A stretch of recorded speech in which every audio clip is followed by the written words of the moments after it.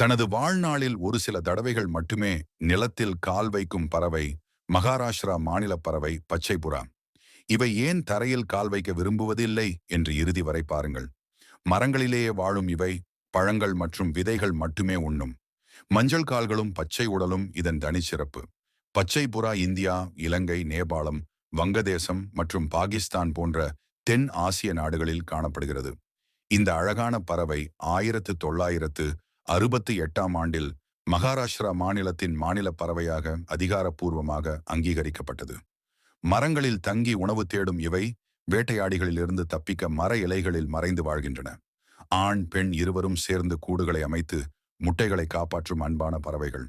இவை தரையில் இறங்காததன் காரணம் தரையை தொடுவது அபாயம் என இயற்கையால் கற்றுத் தெரிந்துள்ளன.